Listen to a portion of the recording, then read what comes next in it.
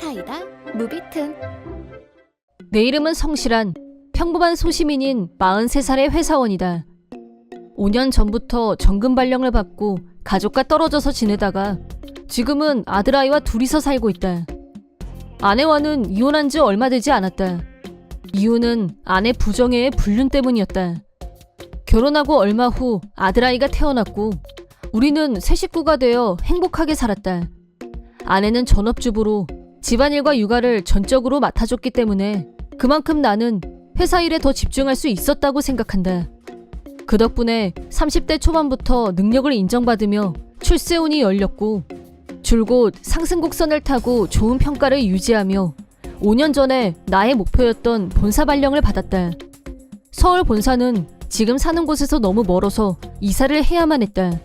나는 당연히 아내와 아들아이도 같이 갈 거라고 생각했었다. 하지만 본사 발령 얘기를 하자 아내는 고민하지 않고 정우랑 나는 여기 남을래? 라고 즉답. 이유를 묻자 학교나 학원 문제가 복잡해서 그렇다고 했다. 당사자인 아들아이는 어려서부터 아빠를 따르던 아이라서 난 아빠 따라갈 거야! 라고 마지막까지 졸랐지만 아내가 필사적으로 뜯어말리는 바람에 울면서 억지로 포기했다. 아들아이와 떨어지고 싶지 않은 건 나도 마찬가지였지만 아내, 조금 있으면 초등학교 졸업인데 지금 친구들하고 헤어지는 건 너무 불쌍해서 안 돼 라는 말을 듣고 아들아이를 위해서라면 어쩔 수 없다고 체념하고 혼자서 이사를 했다. 근무지를 옮기고 난 후에는 일이 더 바빠졌고 아들아이를 보러 갈 시간이 좀처럼 나지 않았다. 하지만 가족을 보고 싶은 마음에 한 달에 한 번은 꼭 무리를 해서라도 집에 가려고 노력했다. 다만 집에 갈 때마다 아들아이 반응이 싸늘해지는 게 영 마음에 걸렸다. 아내에게 물어보면 사춘기라서 그런 걸 어쩌겠어. 내버려둬. 라며 아무렇지도 않다는 듯이 말했다.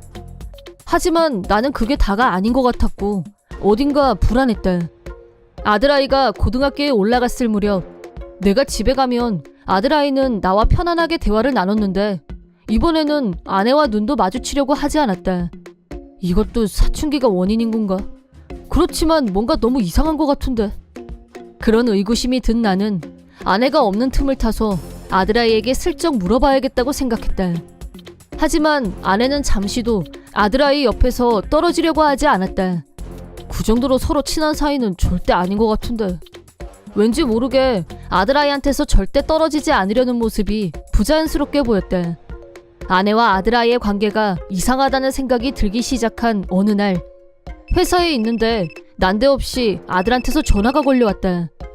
아들아이가 먼저 전화를 거는 일은 거의 없는 일이라서 나는 무슨 일이 있나 놀라서 얼른 전화를 받았다.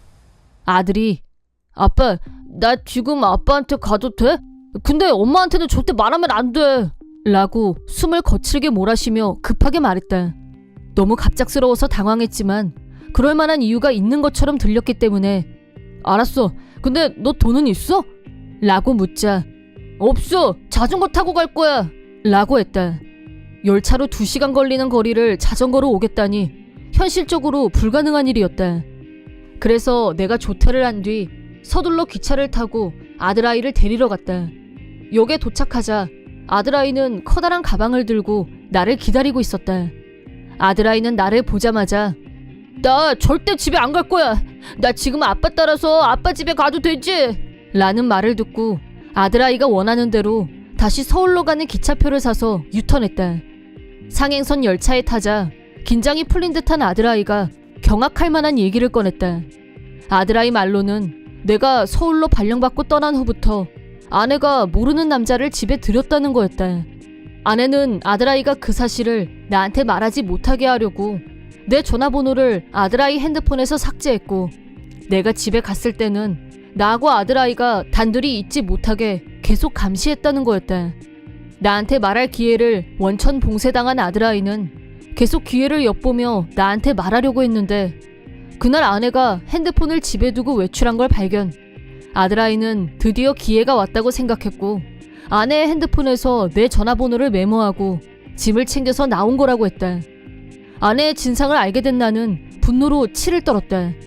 아들아이가 집에 안 들어오면 분명히 아내한테서 연락이 올 거라고 생각하고 일부러 연락을 안 하고 기다렸다.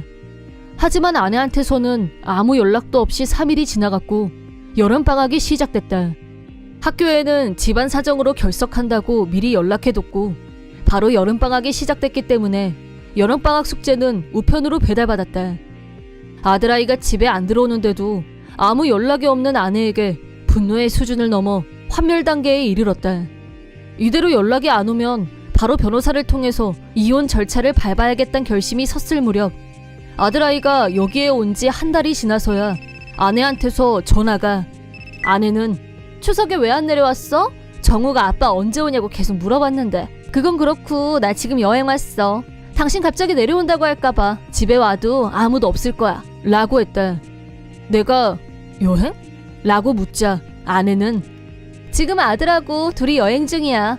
당신도 같이 왔으면 더 좋았을 텐데 라며 입에 침도 안 바르고 거짓말을 했다.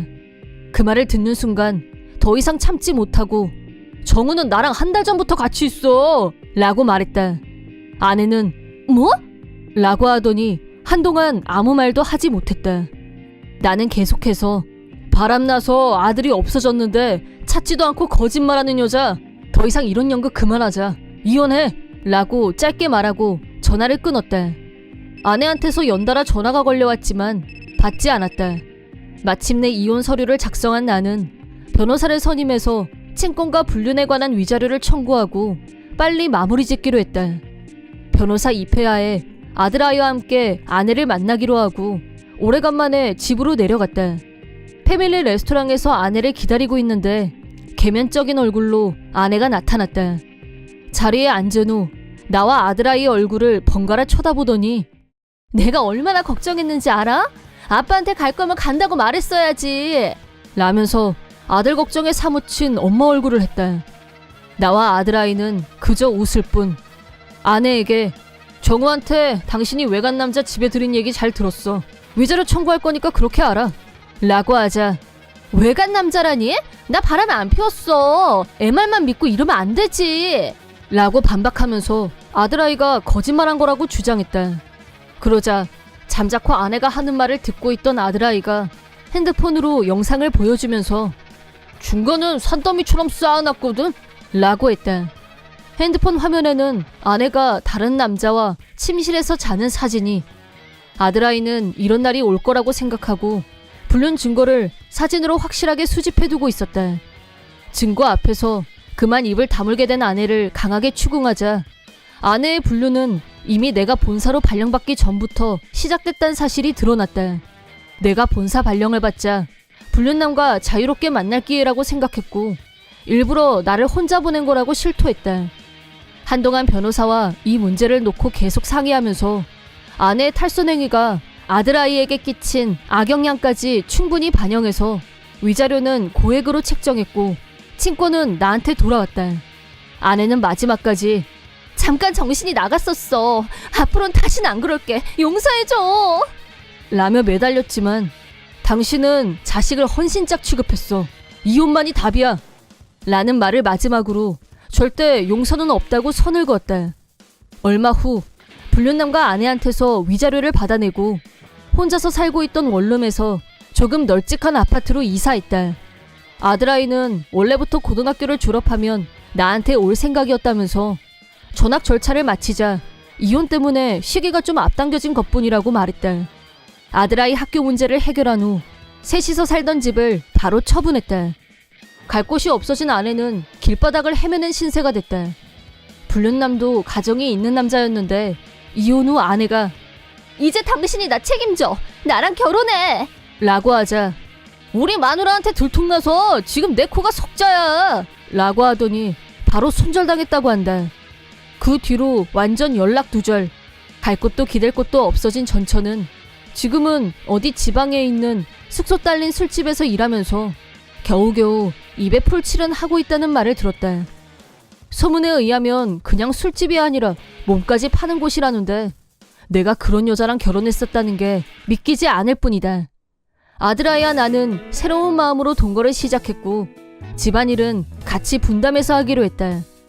아내에게 장기간에 걸쳐 가스라이팅을 당해왔던 아들아이는 마음에 입은 상처가 깊었지만 나와 같이 살면서 조금씩 사람에 대한 신뢰감을 회복해갔다. 전학한 학교에서 새 친구도 사귀고 학교 생활에도 잘 적응해 나갔다. 아내의 불륜을 용기 있게 폭로하고 나를 도와준 아들아이에게는 고맙고 미안한 마음뿐이다. 앞으로 그동안 못해줬던 것까지 다 해주고 사랑한다고 표현해주고 싶다. 아내에게 지독한 배신을 겪은 후 잠깐 나도 사람에 대한 회의를 품었지만 그런 여자 때문에 상처받고 고민한다는 것 자체가 시간 낭비일 뿐. 내가 원하는 대로 이혼했고 친권도 가졌고 다 끝났다. 이제 전처 일은 다 있고 아들아이와 함께 내일은 또다시 내일의 태양이 떠오른다는 사실만 생각하며 살아야겠다. 이번 영상은 어떠셨나요? 재밌게 보셨다면 구독, 좋아요에 댓글까지 달아주시면 감사하겠습니다. 그럼 다음 영상에서 만나요.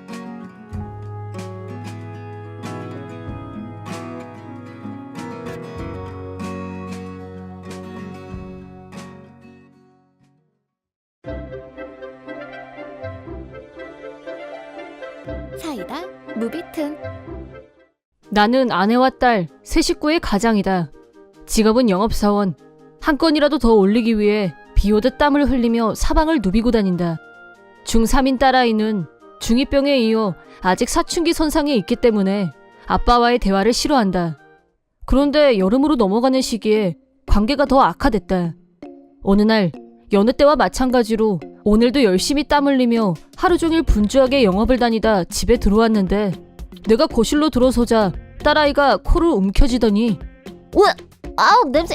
아빠만 들어오면 악취가 코를 찔러. 쓰레기통이 따로 없어. 라고 짜증을 냈다. 하루 종일 땀을 흘리며 다녔기 때문에 땀 냄새가 불편했을 수는 있지만 딸아이가 한 말은 솔직히 상처가 됐다. 혹시나 하는 기대로 아내를 쳐다봤지만 아내는 못 들은 척 무시하는 태도였고 딸아이는 냄새 때문에 죽을 것 같으니까 난 내 방으로 갈래. 라면서 자기 방으로 들어갔다. 아무리 사춘기라고는 해도 요즘 하는 말이나 행동은 지나친 감이 있었고 아내에게 잘 좀 알아듣게 주의를 주라고 했지만 사춘기 때는 원래 다 저래. 다들 치르는 통과 의례인데 당신만 피해자 코스프레하면 오버지. 라고 딸아이 편을 들면서 오히려 나한테 뭐라고 했다. 사춘기가 그렇다는 건 이해하지만 이 땀 냄새는 가족을 위해 열심히 일한 증거이다. 하지만 매일 냄새 난다는 모욕적인 발언을 듣다 보면 나도 정신적으로 위축되고 스트레스가 쌓였다. 그래서 서로를 위해서 조심해줬으면 하는 바람이었는데 그런 나의 작은 소망은 여지없이 짓밟혔고 딸아이의 거친 태도는 날이 갈수록 도를 넘어섰다. 어느 날 내가 퇴근하고 집에 들어서자 아 진짜 냄새 나니까 거실에 있지 말고 빨리 아빠 방으로 가. 라고 짜증을 내면서 나를 강아지 끌고 가듯이 넥타이를 잡아 끌면서 안방에 밀어놓고 문을 닫았다. 그리고 방에서 나오지 마. 저녁밥 다 되면 엄마한테 갖다 주러 갈 테니까 방에서 혼자 먹어. 라고 하더니 쾅 하고 방문을 닫아버렸다. 거실에서 아내와 딸은 나 같은 건 아무 상관없다는 듯이 둘이서 즐겁게 떠드는 소리가 들려왔다. 아내는 전업주부였고 나는 가게를 책임지기 위해 사명감을 갖고 땀 냄새를 풍길 정도로 열심히 일해왔다.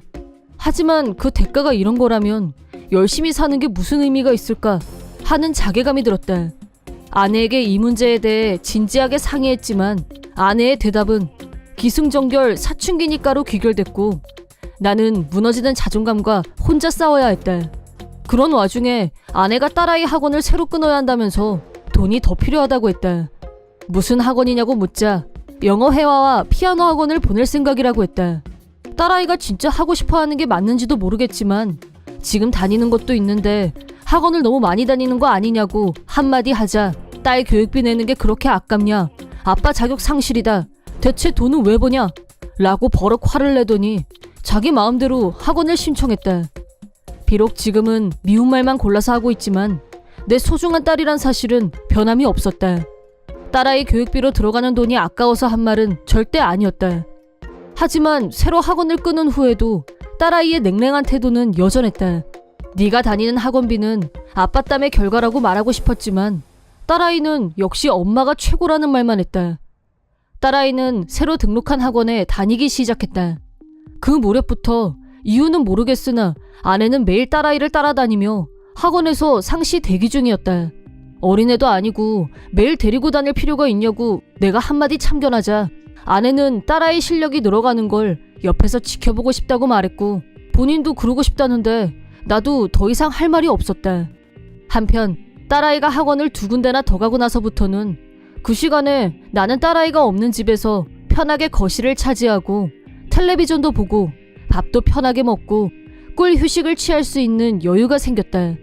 그렇게 각자 즐거운 시간을 보내게 됐고 그날도 딸아이와 아내가 학원에 간 후 나는 다음 날부터 3일간 지방 출장 일정이 있어서 짐을 싸다가 빠진 물건들이 있어서 급하게 마트로 장을 보러 나갔다. 그런데 마트 근처에 있는 레스토랑에서 아내와 딸이 밥을 먹고 있는 걸 발견했다. 이 시간엔 학원에 있어야 할 시간인데 왜 레스토랑에서 밥을 먹고 있지? 라는 의문과 함께 좀 더 안을 들여다보니 같은 테이블에 모르는 남자가 앉아 있었다. 나와 아내는 6살 차이이고 아내가 나보다 연하였는데 지금 아내와 나란히 앉아있는 남자는 아내랑 비슷해 보이는 젊은 남자였다. 불확실하지만 불길한 예감이 들었다. 하지만 일단 조용히 집으로 왔다. 그리고 무의식적으로 서랍을 뒤져서 통장을 찾았는데 내용을 확인한 순간 3천만 원이었던 저금이 30만 원으로 줄어들어 있었다. 마음 같아서는 당장 아내에게 진상을 따지고 싶었지만 모른다고 시침이 떼면 더 이상 추궁할 방법도 없고 좋은 방법이 떠오르지 않았다. 국리 끝에 동료이자 친구인 우수환한테 전화를 걸어서 내 상황을 설명하고 조언을 구하자 정황상 불륜일 가능성이 높다고 말했다. 아무리 그래도 아이까지 데리고 바람 피운다는 건 말이 안 된다는 생각도 들었지만 다시 생각해보니 최근에 딸아이가 나를 볼 때마다 냄새나는 쓰레기 대하듯이 한 걸 보면 어떤 일이 일어나도 이상하지 않을 것 같다는 생각을 하게 됐다. 아무리 딸아이 사교육비가 들어간다고 해도 3천만 원이었던 저금이 30만 원으로 줄어드는 건 비상식적이었다. 친구는 나한테 무조건 증거가 있어야 한다면서 흥신소나 사설탐정을 고용해서라도 증거를 잡는 게 중요하다고 했다. 속마음은 복잡했지만 그날은 일단 아무것도 모르는 것처럼 집에서 두 사람을 기다렸다. 집에 돌아온 아내와 딸은 까르르 웃으면서 오늘 수업 너무 좋았다며 신나게 떠들었다. 그러다 내가 거실에 있는 걸 본 딸아이는 아빠 얼굴 보자마자 좀 전까지 기분 좋았던 게 싹 없어졌거든? 제발 안방에 좀 들어가. 내 눈 다 버리기 전에. 라고 떽떽거렸다. 옆에 있던 아내는 그동안 딸아이의 행동을 방관하던 태도에서 돌변 딸아이한테 동조했다. 안방에 들어가란 말 못 들었어? 냄새나니까 빨리. 라며 안방으로 들어가라고 재촉했다. 두 사람에게 하고 싶은 말은 차고도 넘쳤지만 친구 말처럼 우선은 증거를 잡는 게 먼저라는 생각에 참았다. 다음날 바로 흥신소를 찾아가 의뢰했다. 그리고 2달도 안 돼서 완벽하게 증거가 수집됐는데 현실은 내 예상보다 더 참담했고 순간 말문이 막혔다. 흥신소 조사 결과 불길했던 예감대로 아내는 어떤 남자와 불륜관계를 맺고 있었는데 그 남자의 정체는 딸아이 피아노 학원 선생이란 게 밝혀졌다. 확실한 증거로 그 남자와 아내가 호텔로 들어가는 사진까지 확보한 상태였다. 무엇보다 내가 가장 충격을 받은 건 아내와 딸아이의 속내였다.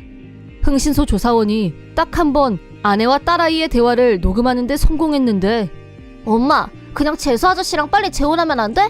아빠 너무 짜증나. 확 죽어버리면 속 편할 텐데. 너 그런 말을 그렇게 크게 하면 어떡해. 근데 솔직히 그럼 좋지? 교통사고 같은 걸로 확 가버리면 딱인데. 일단 합법적 범위 내에서 아빠를 정신적으로 괴롭히면 아빠가 먼저 이혼하자고 할 가능성이 올라가겠지? 그럼 너무 땡큐인데. 그러고 나서 엄마가 왕재수 아저씨랑 재혼하면 되잖아. 생각만 해도 신난다. 라고 하는 말을 듣는 순간 낭떠러지에서 곤두박질 쳐진 기분이었다. 내게 가장 소중한 존재였던 딸과 아내에게 나는 겨우 그런 취급이나 당하는 사람이었다니 충격이 너무 커서 한동안은 아무 생각도 할 수 없었다. 하지만 냉정하게 머리를 식힌 후 이대로 계속 살 수는 없다고 결심했다. 나는 증거를 정리해서 아내와 딸을 내 인생에서 추방하기로 했다. 그러다 딸아이의 졸업식이 됐는데 딸아이는 평소처럼 나한테 아빠는 쓰레기 냄새 나니까 내 졸업식에 출입 금지야. 라고 했다.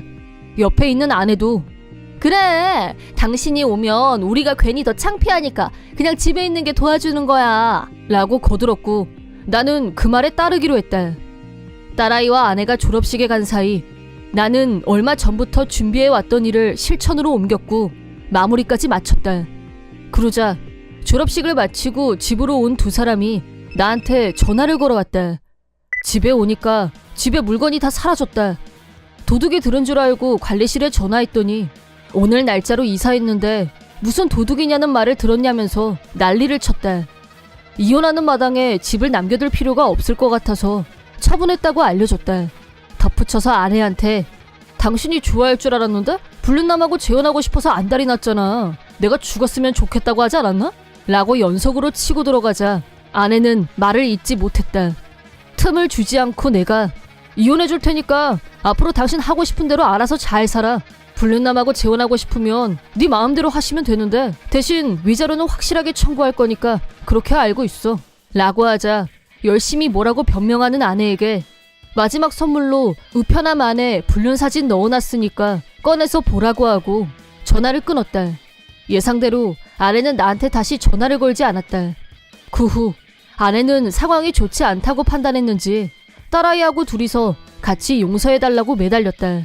하지만 애석하게도 두 사람에 대한 애정은 눈꽃만큼도 남아있지 않았다. 아내는 친정으로 달려가서 도와달라고 애원한 모양인데 이혼 전에 이미 모든 사실을 다 알려놓은 뒤여서 장모님이 소금을 뿌리면서 썩 꺼지라고 문전박대했다고 한다.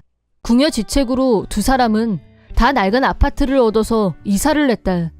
딸아이는 고등학교에 들어갔지만 친구들과 어울릴 시간도 없이 학비며 생활비를 벌기 위해 알바를 몇 개씩 하면서 지냈는데 자기 옷이며 화장품 같은 건 살 엄두도 못 냈고 학교에서 촌스러운 애라고 낙인 찍히면서 외톨이로 지내다가 결국 은둔형 외톨이가 되고 말았다고 한다. 쭉 전업주부로 지냈던 전처는 일을 하러 다니긴 했지만 허구한 날 야단 맞는 게 일이었고 일을 너무 못해서 해고당하기 일쑤 먹을 거 살 돈도 없을 정도로 궁핍한 형편이지만 나한테 매달 위자료를 보내야 하는 처지이다 보니 바닥 중에서도 밑바닥 생활을 하는 모양이다. 하지만 그건 당연히 받아야 할 벌이라고 생각할 뿐 동정은 하지 않는다. 이번 영상은 어떠셨나요? 재밌게 보셨다면 구독, 좋아요에 댓글까지 달아주시면 감사하겠습니다. 그럼 다음 영상에서 만나요.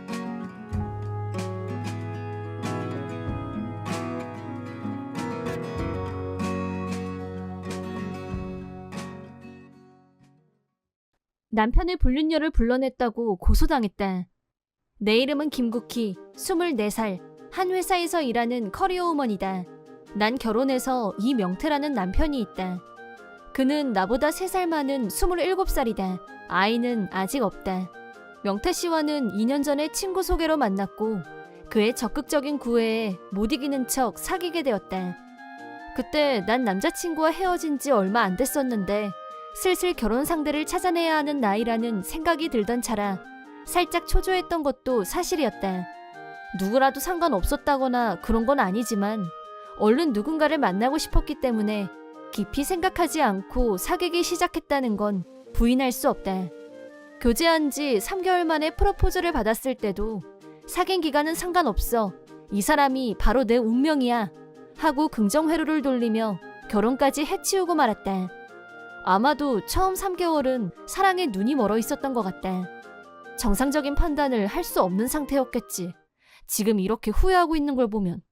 나와 비슷한 시기에 결혼한 친구 부부가 있는데 얘기를 들으면 들을수록 우리와는 너무 달랐다. 결혼했지만 둘이서 데이트도 하고 휴일엔 집에서 느긋하게 영화도 본다고 한다. 장도 같이 보러 가고 무거운 건 남편이 들어준단다. 그런 얘기를 듣고 있자니 부러워서 미칠 것 같았다. 명태 씨는 뭔가 우리가 신혼이란 자각이 없는 것 같았다. 아직도 독신인 줄 아는지 나와 한 약속은 아무렇지도 않게 깨고 친구를 만나러 간다든가 부모님과 식사하는 자리를 만들어도 아 미안 오늘은 그럴 기분 아니니까 너만 갔다 와 빠지기 일수다. 결혼하면 부모님과도 잘 지내야 되는데 명태 씨는 그런 의무는 다 무시하고 자기만 생각했다. 그가 그렇게 솔로인 것처럼 살다 보니 저녁은 거의 나 혼자서 먹었다.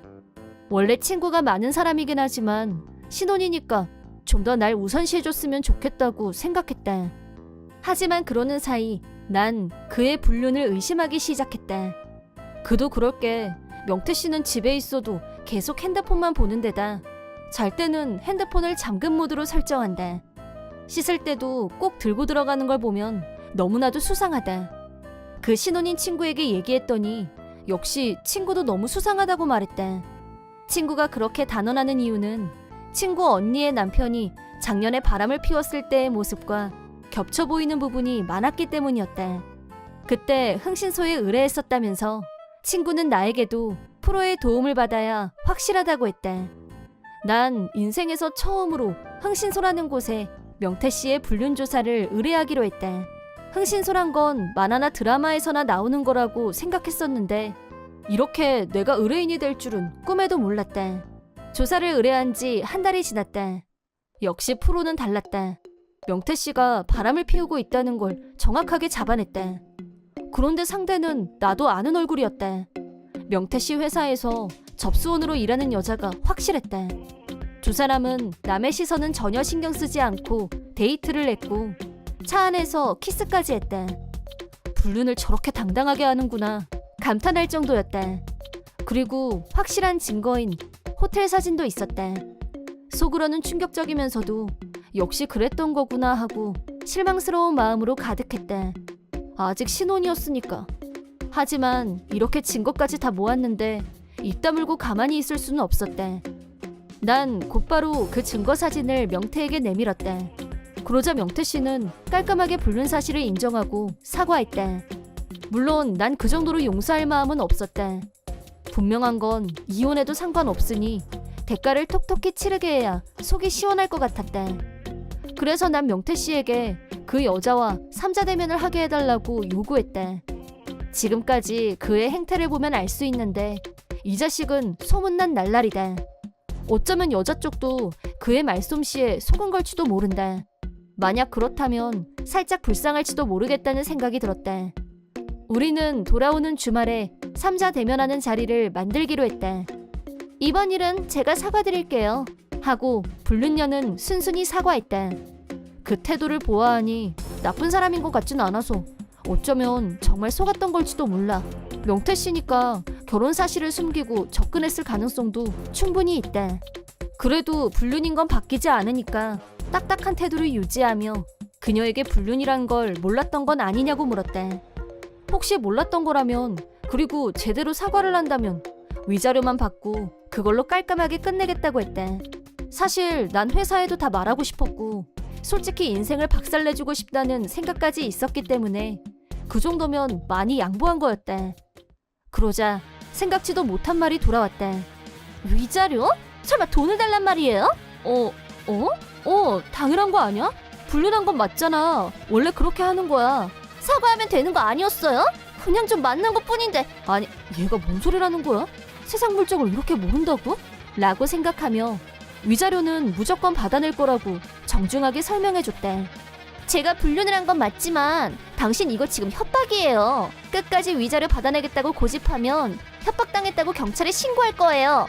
그렇게 당돌하게 나오는 여자의 태도에 난 어이가 없어서 말문이 막혔다. 그녀의 모습에 명태 씨도 질려버린 기색이었다. 명태 씨는 양심의 가책도 느끼고 미안한 마음도 있는 것 같았지만 이 여자는 전혀 그런 게 없었다. 그렇게 나오신다면 나도 참지 않고 세게 나가야 맞겠지. 그래서 난 여자에게 경찰이든 어디든 마음대로 가라고 했다. 그런 걸로 경찰이 움직이지 않을 거라고 100% 확신했으니까. 그러자 여자는 기세등등하게 웃으며 질질 짜면서 돈 보따리 내놓는 건 내가 아니라 그쪽일걸요? 한마디 하더니 바로 그 자리를 떴다. 나에게 일어난 이 엄청난 일에 분노하다 못해 아주 질려버렸다. 불륜 사실을 추궁하는 것조차 잊어버릴 정도였다. 그 후 여자는 정말 경찰서에 가서 피해 신고를 하려고 했던 모양이다.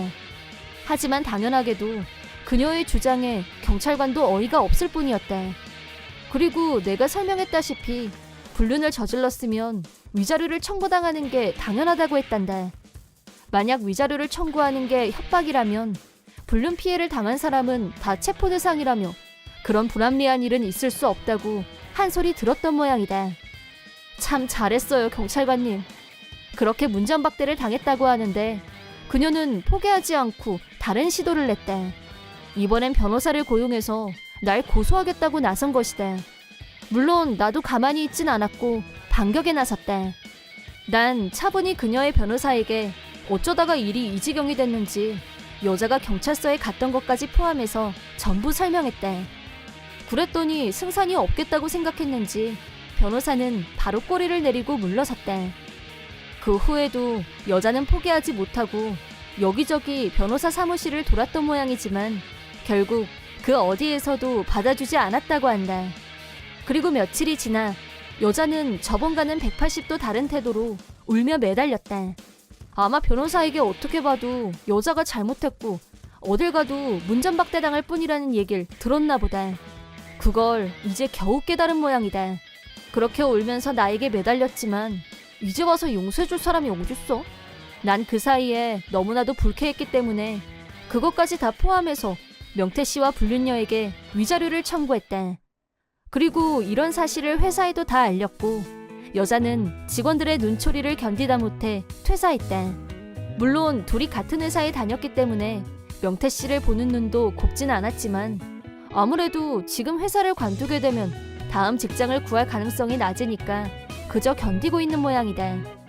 그렇게 바늘방석에 앉은 듯 지내다가 결국 정신과에 다니면서 신경안정제를 복용한다는 소문을 들었다. 신혼이었던 것도 더해져서 사람들의 시선이 더욱 따가웠다고 한다.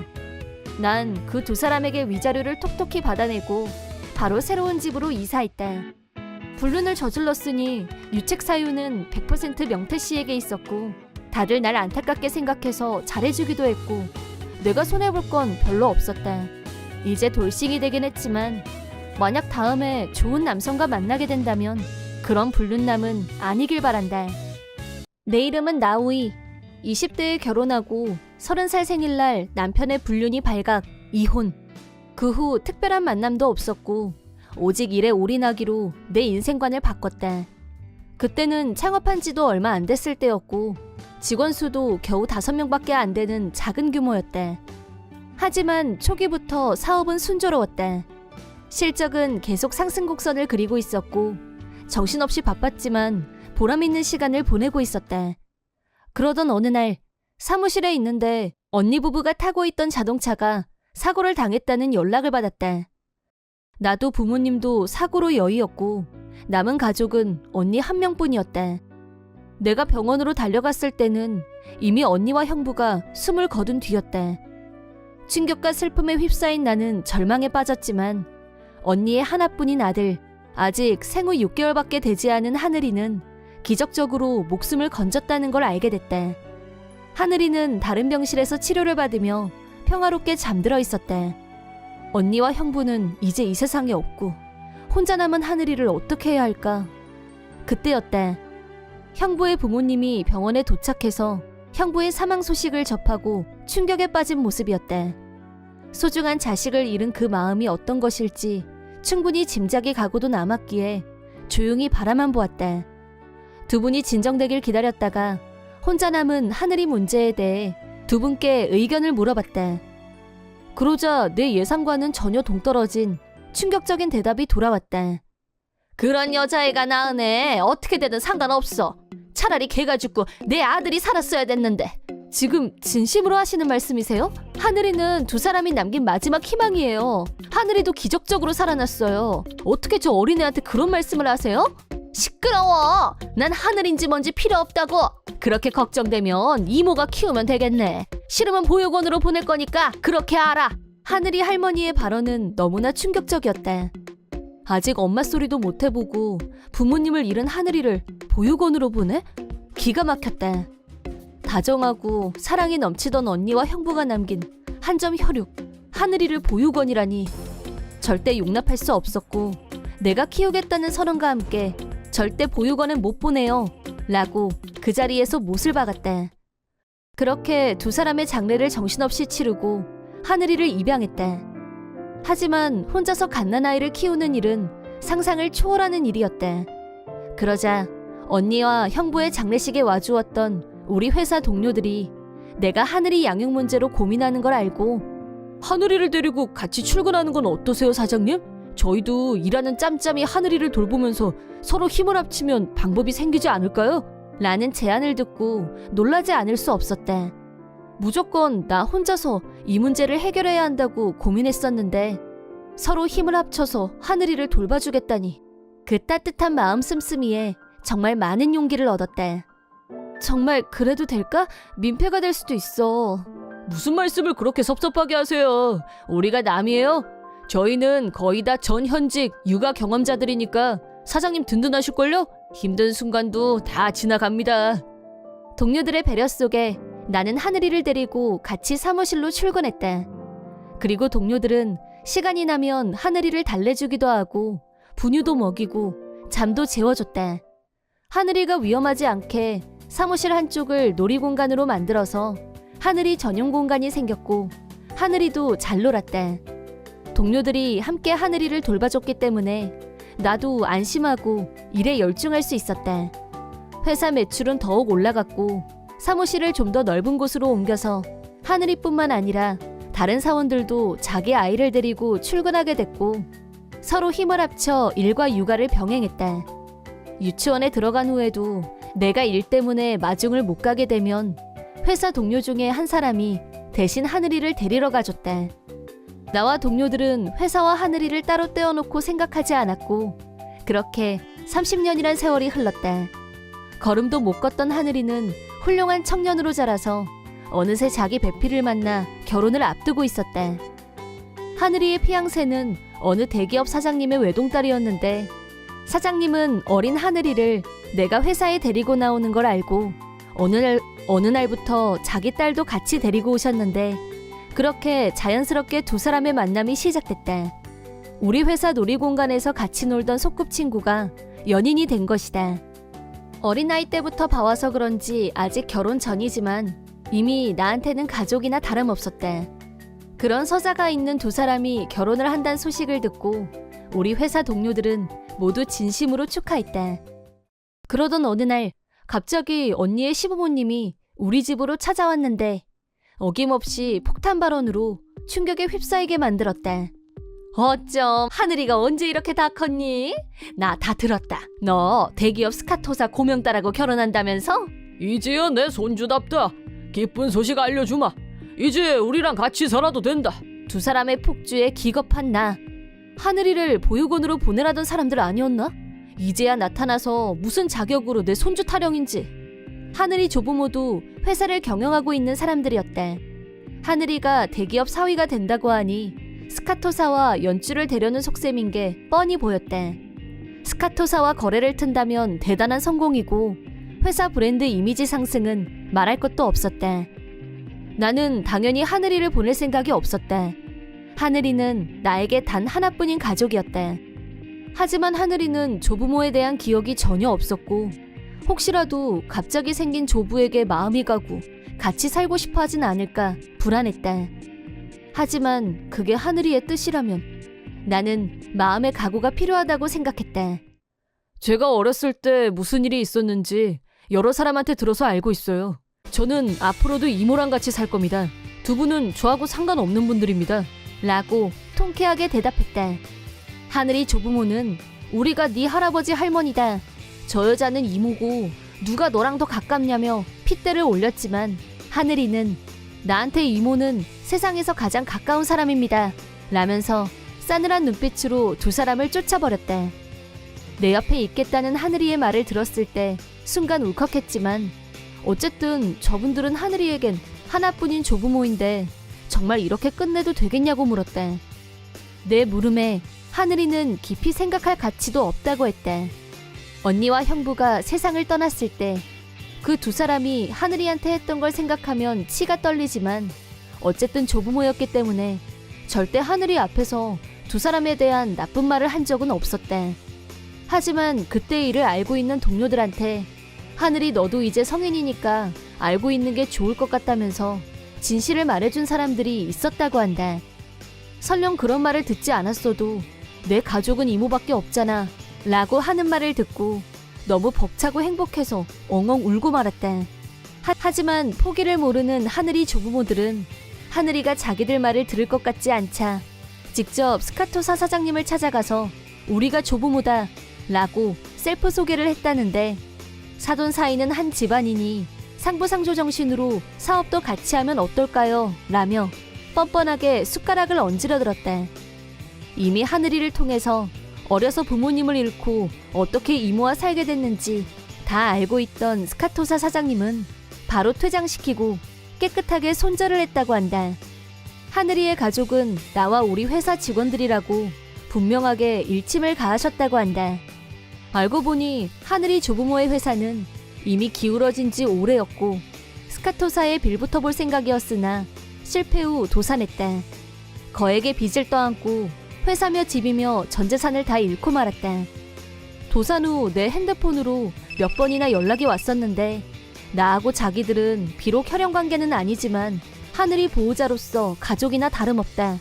그러니까 한 번만 도와달라면서 사정을 해왔지만 부모를 동시에 잃은 어린 하늘이를 버렸던 두 사람에게 내가 베풀 수 있는 동정은 존재하지 않았다. 게다가 가족이라니 불쾌하기 짝이 없었다. 가족이라고 한다면 그건 나와 우리 회사 직원들에게 어울리는 말이다. 얼마 후 하늘이는 아름다운 결혼식을 올렸다. 피로연에서는 신랑 스피치 시간이 됐을 때 하객들 앞에서 어렸을 때 한꺼번에 부모님 두 분을 잃게 된 사연을 얘기하며 부모님을 잃었지만 이모와 이모의 동료분들이 모두 가족이 되어주셨고 이 자리를 빌려 그분들에게 진심으로 감사의 마음을 전하고 싶습니다 라고 말한 순간 나와 동료들은 폭풍 눈물을 쏟으며 결혼식장에서 단체로 오열하고 말았다. 30년 전 나와 하늘이는 사랑하는 가족을 잃은 동지이기도 하다. 하지만 언니와 형부는 남은 우리가 외롭지 않도록 마지막 선물로 나의 동료들을 통해 무한한 사랑을 보내준 게 아니었을까, 그런 생각이 들 때도 있다. 하늘이도 그 고마움을 잊지 않고 있었지만 그건 나도 마찬가지였다. 혼자가 아니라 가까운 곳에 좋은 동료들이 있었기 때문에 슬픔도 두려움도 모두 견뎌낼 수 있었다. 우리 회사는 현재 일과 육아, 두 마리의 토끼를 모두 잡는데 최적인 직장으로 상당히 인기가 높다. 내가 가장 힘들 때 가장 큰 힘이 되었던 곳이 이곳이었고 이젠 내가 베푸는 입장이 되어서 누군가에게 큰 힘이 될 수 있도록 사랑이 많은 나의 동료들과 이 회사를 잘 지켜나갈 생각이다. 그날 나는 한 아파트를 계약하기 전 최종 확인을 위해 손녀와 함께 모델하우스를 방문했다. 손녀는 아직 유치원생인데 이번에 아파트를 구입하려고 한다는 얘기를 딸부부와 하는 걸 듣고는 자기도 궁금하다며 할아버지와 같이 보러 가고 싶다고 했다. 원래는 딸부부도 같이 오기로 했었는데 갑자기 중요한 볼일이 생기는 바람에 나하고 손녀하고 둘이서만 모델하우스에 오게 됐다.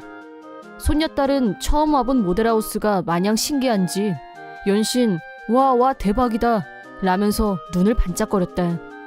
일단 한 바퀴를 돌아본 후 가까운 데 서 있던 직원에게 문의를 했다. 말 좀 모릅시다. 이 아파트를 계약하려고 하는데, 그러자 그 직원이 나를 위아래로 훑어보더니 계약이요? 할아버지가 말씀이시죠? 묘하게 비웃는 듯한 그 말투가 내 비위에 거슬렸다.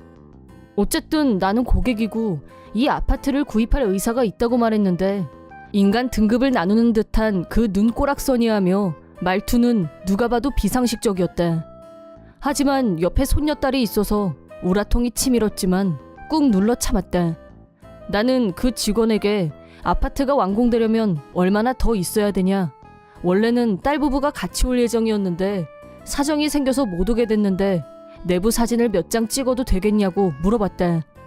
그 직원은 마음대로 하시라고 했지만 여전히 나를 무시하는 눈빛으로 쳐다봤다.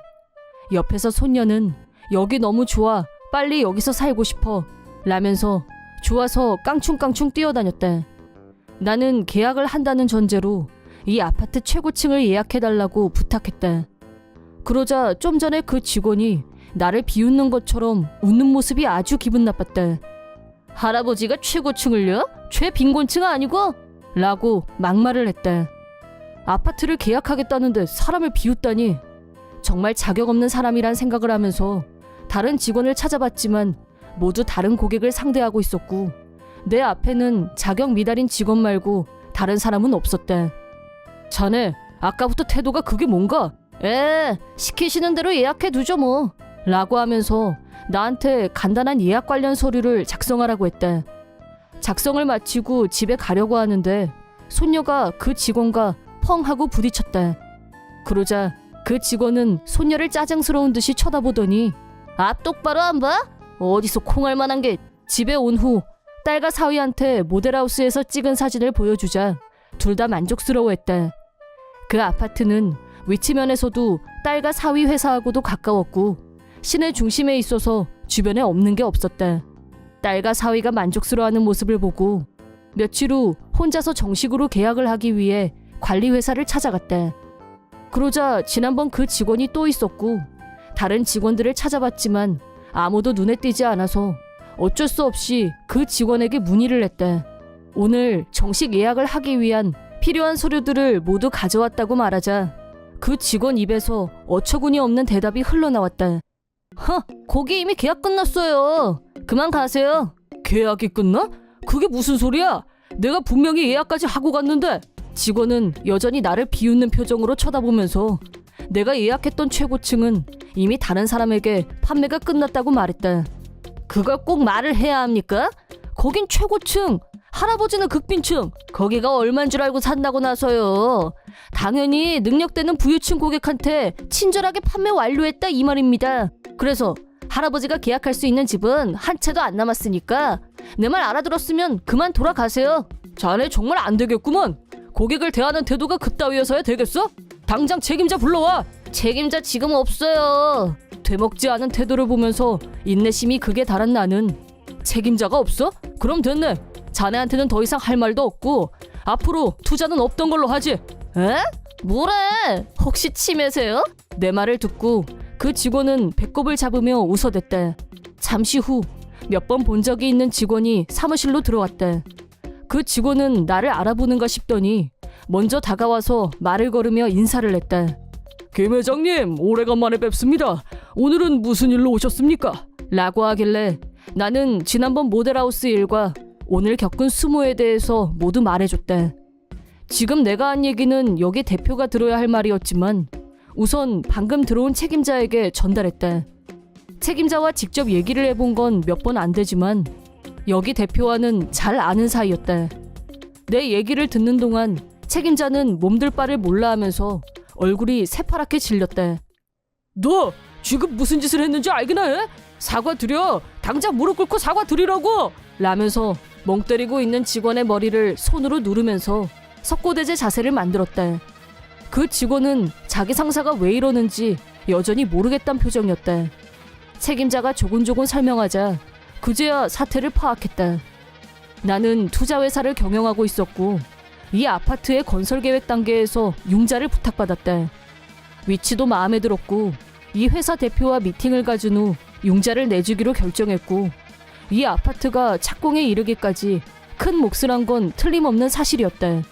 그리고 이 아파트를 짓기로 결정되고 얼마 후 책임자가 먼저 내부 이미지 화상을 보내왔는데 여러모로 마음에 쏙 들어서 딸 부부에게 선물하기로 결정한 것이었다. 그런데 여기 직원이 내 영린을 건드리고 말았다. 나는 미안하지만 융자는 철회할 거고 새로운 투자 대상을 물색하겠다고 그 자리에서 단언했다. 이미 공사가 착공됐고 판매도 시작한 마당에 나한테서 융자를 받지 못하게 된다면 앞으로 어떻게 될지 어리석고 막대먹은 직원도 파악이 된 모양이었다. 책임자는 지금 당장 대표를 불러오겠다며 잠시만 기다려달라고 내 바지가랑이를 붙들고 매달렸다. 직원은 얼굴이 숫제 흑빛이 돼서 죄송하다고 했다. 잠시 후 대표가 내려왔고 사무실에 들어오면서부터 누구야? 고객한테 막말한 놈이? 넌 해고야. 썩 나가지 못해? 결국 그 직원은 울면서 사무실에서 나갔다. 그러고 나서 대표와 책임자는 나한테 사정사정하면서 제발 융자만은 철회하지 말아달라고 내가 알았다고 할 때까지 사과에 사과를 거듭했다. 그 직원한테는 아직 화가 안 풀렸지만 솔직히 손녀가 좋아서 깡충거리던 모습이 눈에 아른거려서라도 꼭 이 아파트를 선물하고 싶었다. 그래서 손녀를 생각해서 융자 철회는 없던 일로 하기로 했고 대표 입회하에 정식으로 아파트를 계약했다. 그리고 몇 달 후 아파트가 무사히 완공됐다. 딸과 사이도 아파트 내부를 둘러보며 만족해했고 특히 시선을 압도하는 뷰에 연속 감탄했다. 건설회사 측에서 나에 대한 사죄의 의미로 내부 인테리어를 최고급으로 업그레이드를 해줘서 원래 계약했던 것보다 훨씬 더 고급스러운 느낌으로 완성되어 있었다. 설명들은 바로는 여기만 특별히 더 신경을 썼다고 한다. 한편 내가 계약한 아파트를 먼저 계약했었던 고객에게는 이번 일을 솔직하게 설명한 후 대신 1층 아래 호실을 안내하면서 가격을 시세보다 훨씬 저렴하게 제공해서 그 고객도 만족해했다고 한다. 원만하게 해결은 봤지만 회사 입장에서는 손해를 본 게 사실이었고 그 직원에게 손해배상을 청구했다고 한다. 물론 건설업계의 큰 손인 회사에 유능한 변호사가 없을 리 없었고 재판은 당연히 승소했다. 그 직원은 패소하면서 막대한 위자료를 지불할 처지가 됐고 알바를 몇 개씩 하면서 변제 중이라고 한다. 노력이 가상하긴 하나 알바 몇 개로 쉽게 갚을 수 있는 금액이 아니기 때문에 그 돈을 다 갚을 때까진 고생 꽤나 하면서 힘들게 살 게 뻔하지만 다 본인이 자초한 결과 나는 좋은 옷도 없고 브랜드 옷은 더더욱 사본 적도 없어서 항상 서민적인 옷차림인 건 사실이다. 가끔씩 딸아이한테서 옷이 그게 뭐냐는 핀잔을 듣기도 하지만 사람을 겉모습만 보고 판단하는 건 옳지 못한 행동이고 이번 일을 교훈 삼아 앞으로는 생각과 마음을 완전히 바꾸고 새 사람이 되길 어른으로서 진심으로 바란다. 내 나이 25. 자동차 판매 회사에서 일하고 있다. 최근 영업 실적이 점점 떨어지고 있어서 완전 우울 모드에 빠져 있다. 경제 불황은 상투적인 말이 되었고 실적이 부진한 이유를 모두 거기에 갖다 붙이고 싶지만 그래도 어쨌든 노력만이 최선이라고 생각한다. 출근하면 우울해지는 나지만 집에는 그런 우울함을 단박에 날려주는 아내가 있다. 왔어요? 수고했어요. 미모는 이름처럼 미모가 돋보이는 최고의 아내였다. 2년 전에 결혼했고 아직 아이는 없지만 아내와 둘이 있으면 언제나 즐거웠다. 완벽한 아내인 건 맞는데 요즘 들어 이해불가 행동이 눈에 띄고 있다. 아내는 결혼하면서 회사를 그만두고 전업주부를 선택했다. 그런데 최근 한 달 정도 전에 없이 집안일에는 손도 안 대는 것처럼 보인다. 얼마 전에도 내가 퇴근하고 들어와서 보니까 집안이 엉망으로 어질러져 있었고 빨래도 하나도 안 빨고 그대로에 내가 들어오고 얼마 안 돼서 숨을 헐떡이면서 집으로 뛰어들어왔다. 잠시 장을 보러 갔다 온 거라면 그렇게 숨이 턱에 차서 들어올 이유는 없지 않을까? 아내의 수상쩍은 행동은 그것뿐만이 아니었다. 지금까지는 핸드폰 때문에 이상행동을 한 적이 없었는데 요즘은 핸드폰을 의식적으로 엎어서 놓질 않나 샤워할 때도 가지고 들어갈 정도로 집착적이다. 무엇보다 내가 퇴근해서 들어오면 속닥속닥 누군가와 통화를 하다가 내가 온 걸 알고 서둘러서 통화를 마치는 걸 몇 번이나 목격한 적이 있다. 나도 머리가 없는 사람도 아니고 이런 식의 행동이 계속되는 걸 보면서 아무리 부정하려고 해도 불륜이란 단어가 떠오를 수밖에 없었다. 처음엔 아내를 의심하는 것에 대해 죄책감이 밀려왔지만 아내의 행동은 점점 더 이상해졌고 어쩐지 나는 안중에도 없고 다른 무엇 때문에 들떠있는 사람으로 보이기 시작했다. 결국 흥신소를 찾아가 아내의 행동을 조사하게 됐는데 역시나 아내는 불륜 중이었다. 흥신소를 통해 아내가 어떤 남자와 손을 잡고 다정하게 걸어가는 모습, 호텔에서 나오는 모습 등등 불륜 증거들이 속속들이 드러났다. 솔직히 직감적으로 불륜일 거라고 생각하고 있었고 그게 증명된 순간 분노가 끓어오르면서 아내에게 복수하겠다. 그런 격정적인 감정에 휩싸일 줄 알았는데 전혀 아니었다. 하지만 사실을 안 이상 없던 일로 덮을 수는 없었다. 그럼 어떻게 해야 할까 고민하던 중에 사태가 내 예상보다 더 극적으로 전개됐다. 어느 날 퇴근하고 집에 들어왔더니 아내가 할 얘기가 있다고 했다. 거실 소파에 앉아 아내가 무릎을 꿇고 엎드렸다. 그러더니 나한테 나랑 이혼해줘. 나 당신 말고 더 좋아하는 사람이 생겼어. 라고 돌직구를 던졌다. 불륜이란 숨기려는 자와 밝히려는 자가 서로 쫓고 쫓기는 밀당 아니었나? 걸리면 극구 부인하는 게 패턴인 줄 알았는데 솔직히 아내가 먼저 패를 꺼내 보이는 걸 보고 내가 한 방 먹었다고 생각했다. 흥신소에 괜한 돈을 안 써도 조금만 기다렸으면 아내가 알아서 다 자백을 했을 거란 낭패감이 얼핏 뇌리를 스치면서 후회가 들기도 했다. 솔직히 말해서 아내의 불륜을 알게 된 순간 아무 미련도 남아있지 않았고 괜한 소모전을 벌이는 것보다 깔끔하게 도장 찍고 갈라서는 게 나로서도 환영할 일이지만 실은 흥신소 정보에 의하면 아내의 불륜은 단순한 불륜이 아니었다.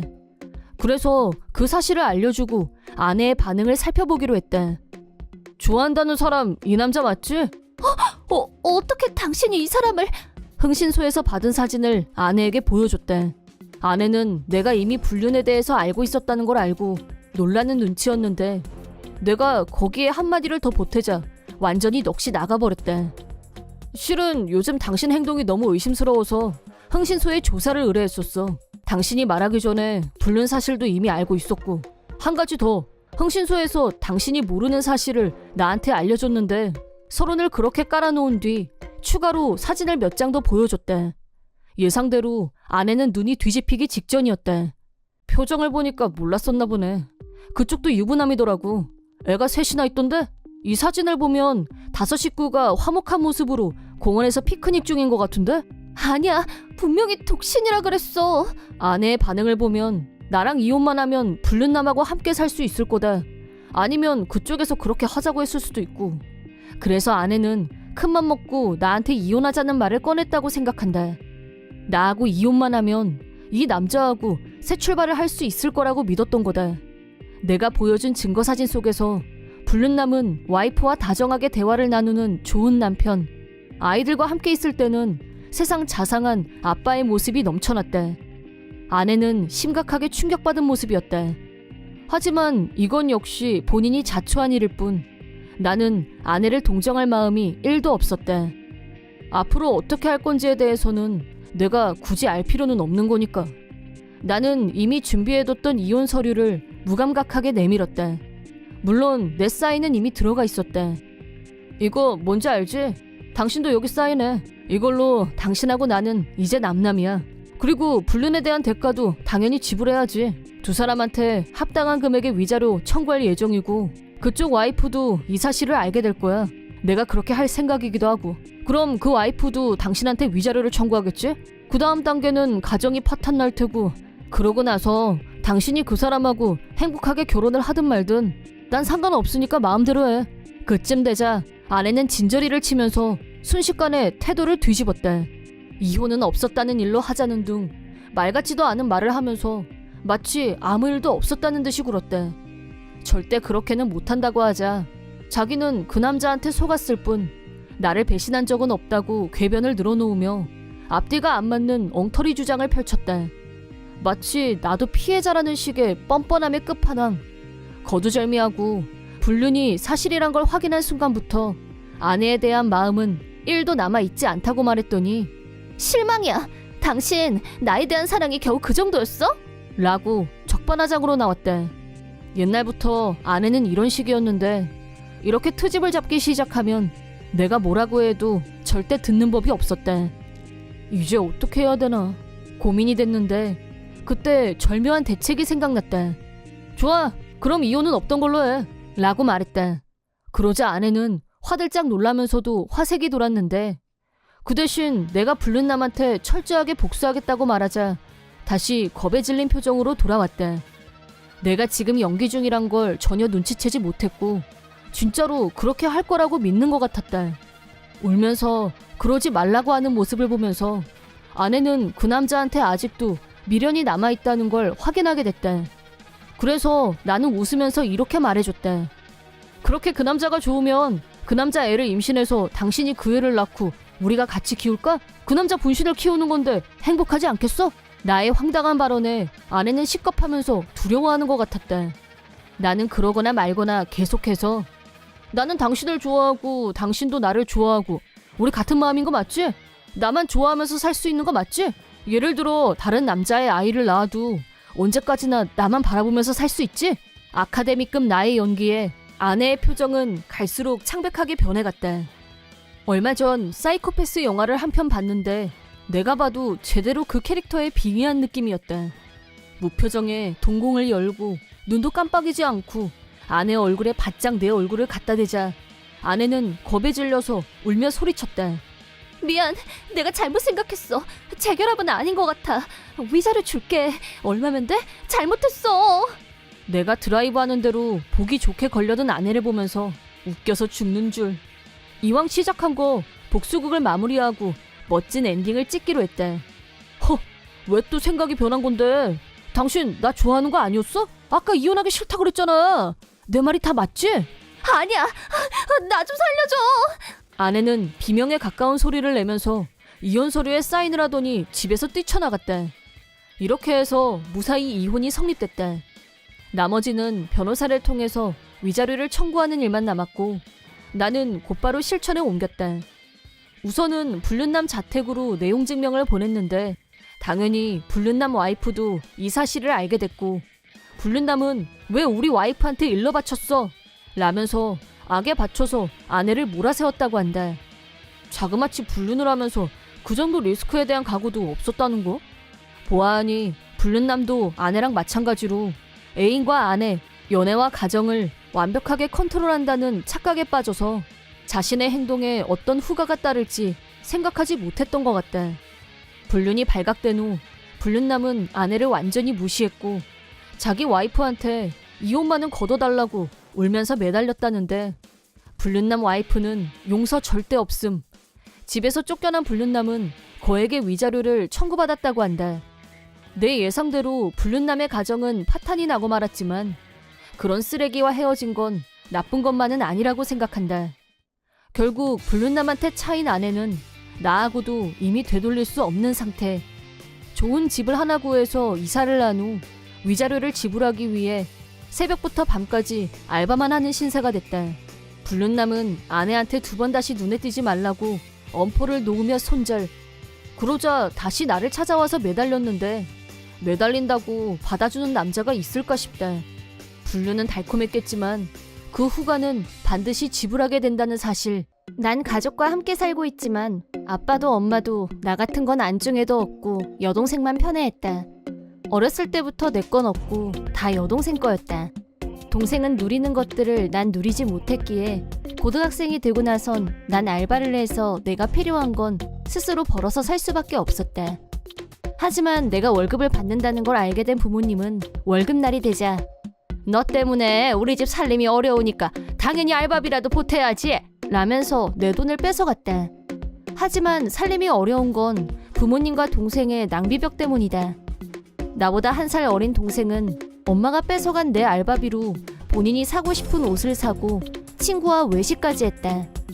엄마 아빠는 같이 파친코에 갔고 그렇게 내 알바비는 순식간에 날아갔다. 그래서 난 2군데서 알바를 하며 월급 봉투 하나는 가족한테 주고 다른 하나는 가족 몰래 꾸준히 모았다. 부모님도 내가 일하는 시간과 알바비를 굳이 따져보진 않았다. 한 곳에서 일한 알바비만 건네도 눈치채지 못했다. 그렇게 학교에 다니면서 돈을 모아 대학에 가려고 했는데 어느 날 엄마가 희죽희죽 웃으며 얘는 이런 데다 돈 모으고 있었구나? 라고 말했다. 엄마의 손엔 내가 숨겨두었던 통장과 인감이 들려 있었다. 그 안엔 내가 모은 1,000만 원이 들어있었다. 엄마는 내 알바비만으로는 성에 차지 않아서 돈이 더 없는지 마음대로 내 방에 들어왔던 모양이다. 거기서 내가 옷장 깊숙이 숨겨놓은 통장을 발견했다고 한다. 돌려줘. 그거 내 대학교 학비야. 널 지금까지 키워준 게 누군데? 키워준 값이 얼만데 그 1,000만 원은 당연히 가족한테 줘야 되는 거야. 이건 엄마가 잘 쓸게. 그렇게 엄마는 내 돈을 또 뺏어갔다. 돈을 뺏긴 것 자체도 너무 슬펐지만 돈이 없으면 대학에 갈 수도 없다. 그때부터 난 마음에 큰 구멍이 뚫린 기분이었다. 결국 대학엔 가지 못했고 졸업하자마자 일하기 시작했다. 집을 나가고 싶어도 월급은 전부 부모님이 가져갔다. 부모님은 고등학교 졸업하고 사회인이 되니 버는 돈이 많아졌다며 여동생과 함께 좋아서 방방 뛰었다. 엄마는 내 돈을 다 가져가면서 밥도 제대로 차려주지 않았다. 그렇게 지내다가 20살 생일을 맞이했지만 난 성인이 된 축하도 제대로 받지 못했다. 그런데 동생한테는 성인이 되기 1년 전부터 미리 인기 있는 옷을 주문해주곤 같이 좋아하는 모습을 보니 더 이상 살고 싶지가 않았대. 어느 날 난 신호등을 기다리다가 공복이라 몸이 휘청였고 그러다 차도 쪽으로 몸이 기울어졌대. 그런 내 몸을 탁 받아서 구해준 남자가 있었대. 그 사람은 헝클어진 머리에 앞머리에 가려져 얼굴도 보이지 않았대. 옷도 꼬질꼬질했대. 괜찮으세요? 죄송합니다. 내가 걱정됐는지 그 남자는 근처 공원으로 날 바래다 주었대. 내가 일부러 차도로 뛰어든 것처럼 보였는데 괜찮은 거냐고 물어보길래 그냥 배가 고파서 그랬다고 하자 그는 편의점에서 도시락과 보리차를 사다 주었대. 공원에서 도시락을 먹으며 남자는 차분하게 내 이야기를 들어주었대. 모르는 사람이란 이유로 난 망설임 없이 마음에 묻어두었던 속 얘기를 전부 토해냈대. 그때부터 나와 남자는 가끔 만나 공원에서 수다 떠는 사이가 되었대. 늘 변함없이 꾀재재한 모습에 얼굴은 머리카락에 가려져 잘 보이지도 않았지만 그와 있으면 왠지 차분해져서 함께 있으면 마음이 편안했대. 그러던 어느 날 웬일인지 부모님이 나에게 식당으로 오라고 했대. 영문을 알 수 없었지만 며칠 전부터 제대로 된 식사를 못하고 있었던 난 식당에 가면 제대로 밥을 먹을 수 있겠다는 생각에 그곳으로 향했대. 그런데 식당엔 한 남성이 있었대. 저 사람은 공원에서 나의 말상대가 되어주는 그 남자였대. 엄마는 갑자기 나에게 너 이 사람이랑 결혼해 그렇게 명령했대. 알고 보니 부모님은 빚더미에 앉아 있었고 다른 조건은 따지지도 않고 일단 돈 많은 남자에게 날 팔아서 돈을 벌 궁리를 하고 있었던 모양이다. 난 그 얘기를 듣고 소름이 끼쳤다. 그런데 어디에선가 그 얘기를 들은 이 남자는 우리 부모님이 빚진 3천만 원을 줄 테니까 나랑 결혼하게 해달라고 했고 부모님은 주저없이 승낙했다고 한다. 여동생은 그의 몰골을 보고 놀리듯이 이런 불결하고 못생긴 남자한테 시집을 가다니 언니 불쌍하다. 근데 그것도 다 자기 팔자지 뭐. 비웃었다. 부모님은 이미 돈을 받았는지 픽하고 방을 나가며 이제 내 마음대로 하라며 웃어 보였다. 그리고 우리 둘만 남았을 때 그는 내가 모르는 남자한테 팔리는 건 막고 싶었다며 진짜로 결혼할 필요는 없다고 이제 자유니까 가고 싶은 곳으로 도망가서 살아도 된다면서 돈까지 주려고 했다. 하지만 난 그에게 당신이랑 결혼할게요 라고 했고 그는 깜짝 놀랐다.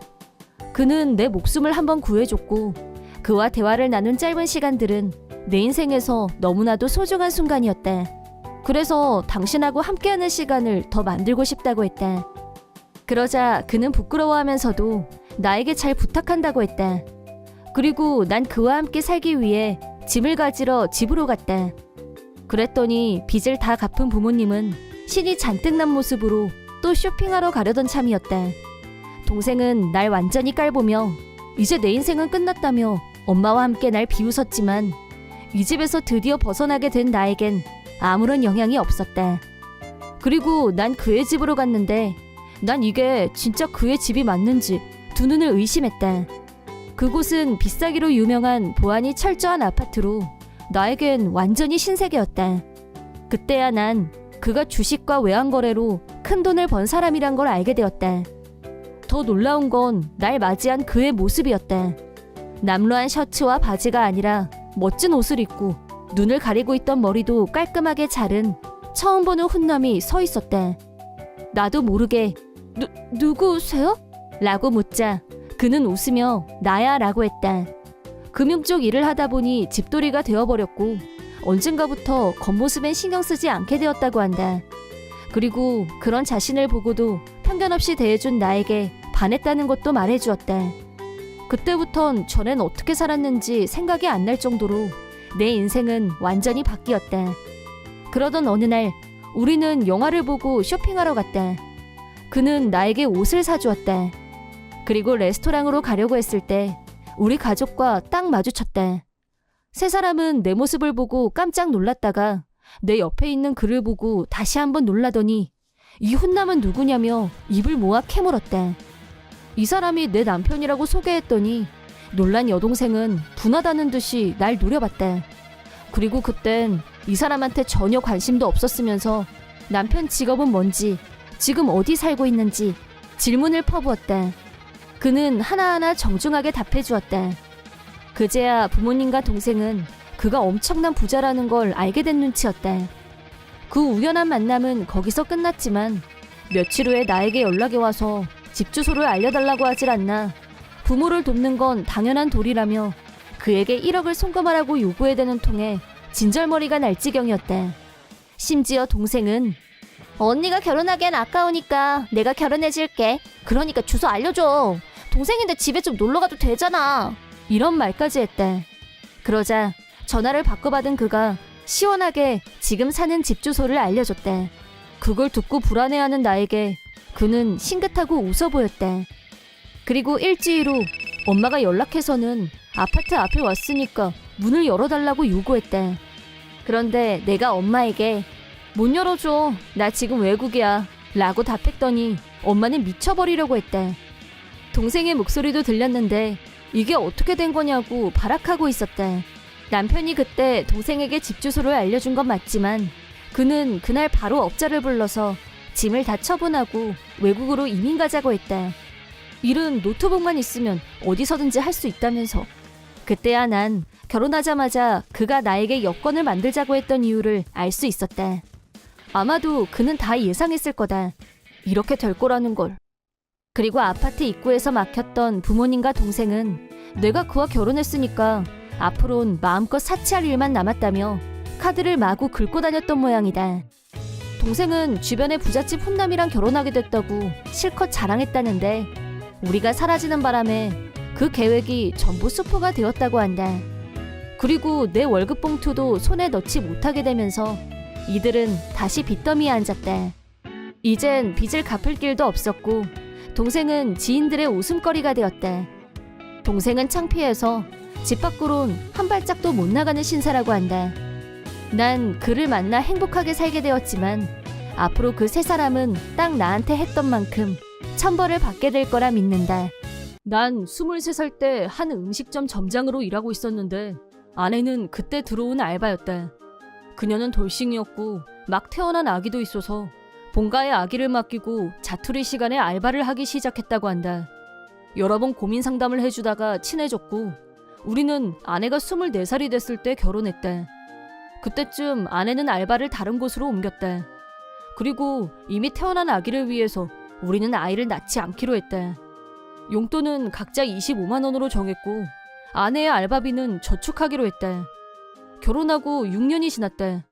지금 직장은 연봉은 괜찮았지만 토, 일, 공휴일에 쉬기가 어려웠기 때문에 가족을 생각해서 이직했다. 그 전까진 아내가 아기랑 둘이 사는 것 같다며 불만을 토로했었다. 하지만 이직하고 2달쯤 지났을 때부터 아내의 행동이 뭔가 이상했다. 제일 이상한 건 잠자리에 노골적으로 거부감을 표현하는 거였다. 그전까진 아내가 먼저 적극적으로 다가오기도 했었는데 이젠 내가 만지는 것도 싫어하더니 급기야 부부관계를 아예 하지 않게 되었다. 물론 이땐 아내가 바람을 피울 거란 생각은 추호도 하지 않았기 때문에 그저 권태기겠거니 안일하게 생각했다. 그리고 생리불순이라며 병원에서 피임약을 처방받아 복용하기 시작한 것도 그때쯤이었다. 그리고 1년이 더 지났을 때 아내는 핸드폰에 비밀번호를 걸더니 친구랑 술 마시러 간다는 핑계를 대며 외출하는 일도 잦아졌다. 그때부턴 조금씩 의심이 들기 시작했다. 아내가 SNS를 한다는 게 떠올라서 노트북에 데이터 로그를 뒤져서 아내 SNS 계정의 비밀번호를 알아냈다. 그런데 비밀번호가 아내와 사이가 나쁜 남동생의 이름이라 이상하다는 생각이 들었지만 양심의 가책과 아내를 믿고 싶은 마음, 막상 확인하려니 두려운 마음이 들어 결국 보진 않았었다. 그리고 아무 일 없이 반년이 지났는데 어느 날 아내가 월급이 적다며 소란을 피우다가 싸움으로 번졌다. 그래서 통장을 확인했더니 전 직장에서 받은 퇴직금 수천만 원이 사라졌고 모으기로 했던 아내의 알바비도 온데간데 없었다. 아내에게 왜 돈이 비느냐고 물었더니 자기도 모른다는 말만 반복했다. 한 달에 몇백만 원이나 인출되고 있었기 때문에 그런 변명은 통하지 않았다. 아내에 대한 신뢰가 완전히 사라진 난 덮어뒀던 아내의 SNS를 확인했다. 그곳은 판도라의 상자였대. 핸드폰은 비밀번호도 몰랐고 아내가 거의 몸에 지니고 다니니까 포기하고 있었는데 노트북에 SD카드가 꽂혀 있길래 확인했더니 상간남과 주고받은 문자가 쏟아져 나왔대.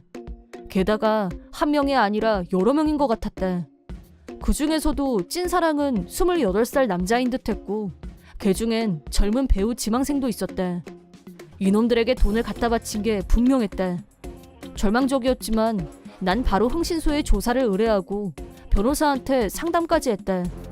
아내의 불륜을 알게 되면서 받은 정신적인 고통은 생각보다 훨씬 더 괴로운 것이었대. 난 분노와 혐오감으로 매일 잠도 거의 자지 못하는데 아내는 옆에서 쿨쿨 잘도 잔다. 그런데 어느 날 흥신소에 조사를 의뢰한 상황에서 아무렇지 않은 척하기가 힘들어서 사소한 일로 싸우게 됐고 나도 모르게 아내를 다그치고 말았대. 그때 아내가 핸드폰 데이터를 지우려고 하길래 그걸 막으려고 억지로 핸드폰을 뺏으려고 했더니 흥분한 아내가 딸에게 빨리 경찰에 전화해. 울먹이며 부탁했고 그렇게 난 경찰에 신고당했다. 얼마 지나지 않아 곤봉에 방탄조끼까지 풀 장착을 한 경찰관 4명이 집으로 들이닥쳤다. 물론 내가 폭력을 쓴 건 아니었으니까 경찰은 개인사인 개입하지 않는다며 바로 가버렸지만 말이다. 딸이 경찰에 신고하면서 장인어른에게도 연락을 하는 바람에 장인어른도 우리 집으로 달려오셨고 이런 상황에서 아내와 계속 같이 지낼 순 없다고 말씀드리고 아내를 데려가 달라고 부탁드렸다. 하지만 장인어른은 소문난 딸바보라서 이번 일도 우리 둘 사이의 일이라며 아내를 나무라거나 하진 않으셨다. 그래서 나중에 다시 얘기하게 되었고 체념한 아내는 그제서야 불륜을 인정했다. 궁지에 몰린 아내에게 다른 선택은 없었다. 아내는 울면서 무릎을 꿇고 사과했다. 너무 흥분해서 과호흡이 오고 쓰러지기까지 하는 걸 보니 꽤 반성하고 있는 것 같았다. 그래서 각서를 쓰게 하고 이번엔 용서해주기로 했다. 하지만 불륜 상대에게는 제대로 위자료를 청구했다. 아내에겐 용서해주는 대신 불륜 상대와의 연락을 금지하고 핸드폰도 바꾸게 했다. 물론 SNS도 못하게 했다. 하지만 바람은 안 피우는 놈은 있어도 한 번 피우는 놈은 없다고 했던가. 그런 일이 없길 간절하게 바랬는데 그로부터 4년이 지났을 때 그때까진 다시 사이좋은 부부로 살고 있었다. 그런데 아내가 알바하는 곳의 상사와 친해졌는지 아내는 그 상사 얘기를 자주 하기 시작했다. 그 상사는 아내와 생일이 같았고 당시엔 모르는 사이였지만 초등학교 선배라고 했다. 운명을 느끼기에 완벽한 조건이었다. 그래도 나에게 즐겁다는 듯 모든 걸 다 얘기해주는 모습에 살짝 위험 신호를 느끼면서도 애써 무시했다. 하지만 얼마 지나지 않아 날 대하는 아내의 태도가 다시 차가워졌고 무엇보다 부부관계가 다시 드물어졌다. 만약 또 나를 배신한다면 다신 용서하지 않겠다고 생각하면서도 한 번 용서했으니까 제발 2번 다신 배신하지 말아줬으면 하는 마음도 있었다. 이렇게 계속 혼자 소가리를 하고 싶지 않아서 중고라도 수집하려고 며칠간 지켜봤더니 이번엔 아내가 먼저 이혼 얘기를 꺼냈다. 내가 가족은 전혀 배려하지 않는 나쁜 아빠라는 이유였다. 아내의 말이 사실이라면 난 진작에 우리 둘의 아이를 낳자고 했을 것이다. 결혼할 때 자식은 아내가 데려온 딸 하나가 마지막이라고 정했으니까 난 내가 줄 수 있는 모든 사랑을 다 줬다. 주변 사람들이 딸바보라고 입을 모아 말할 정도였다. 그런데 이제 와서 아내가 나와 이혼하고 싶은 이유라고 들먹이는 게 내가 나쁜 아빠라니. 솔직히 뒤통수를 한 대 맞은 기분이었다. 그럼 내가 지금까지 헌신했던 건 뭐였을까? 허무해졌다. 아내의 말을 들은 순간 바람을 피우든 말든 아무래도 상관없어졌다. 게다가 아내는 장인어른까지 오시게 하더니 내 잘못 때문에 이혼할 거라고 선언했다.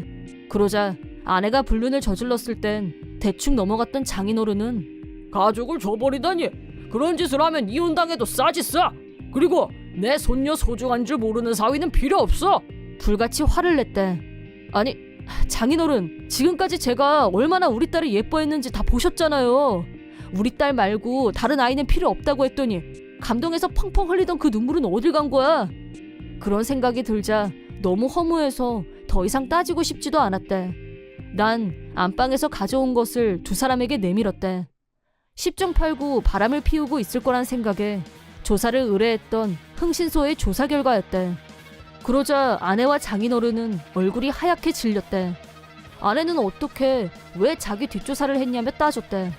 구야 저번하고 똑같은 상황이 펼쳐지고 있었으니까 의심하고 조사하는 게 당연한 거 아니냐고 했더니 찍소리도 하지 못했대. 장인어른도 장인어른대로 아니 아까 그건 오해고. 변명을 늘어놓길래 됐습니다. 장인어른이 본인 딸에게 약한 건 저도 알지만 전 제 딸에 대한 애정을 의심받으면서까지 같이 살고 싶진 않거든요. 뭐 2번 다시 안 하겠다면 불륜을 또 저지른 아내는 논외로 한다 치더라도요 하고 답했더니 기다려달라는 말이 등 뒤로 들려왔지만 깔끔하게 무시하고 집을 나왔다.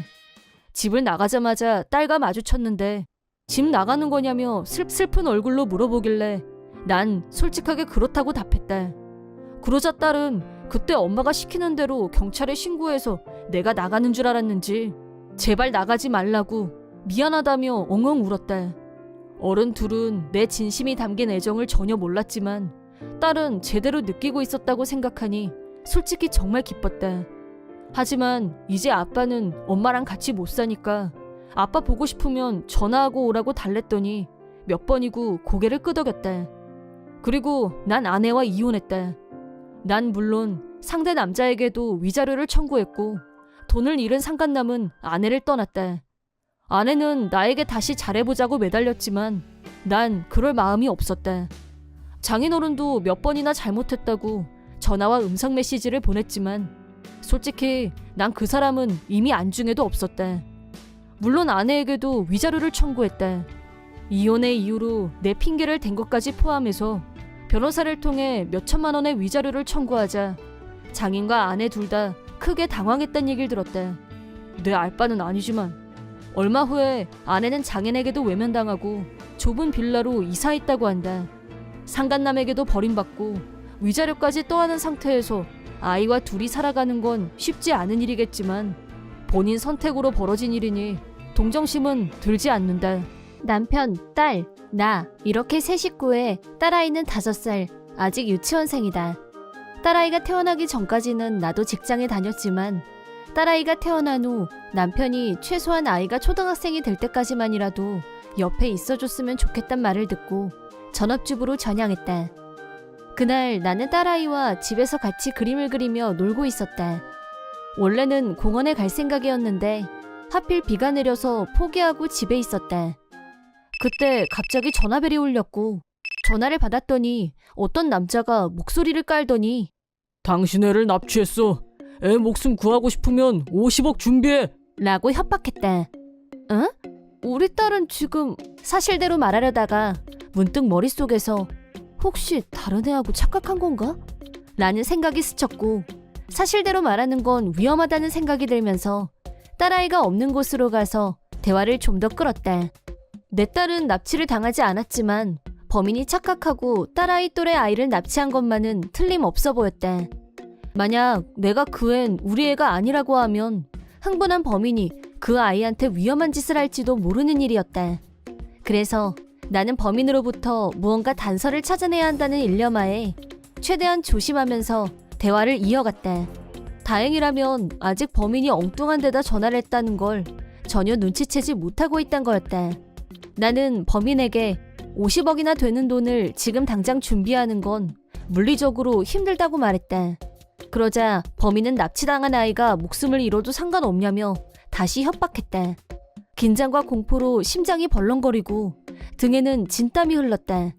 나의 한마디가 어떤 한 아이의 목숨을 좌우할 수도 있었다. 제발 부탁입니다. 시간을 조금만 더 주세요. 내가 절교하자 범인은 1시간만 기다려주겠다.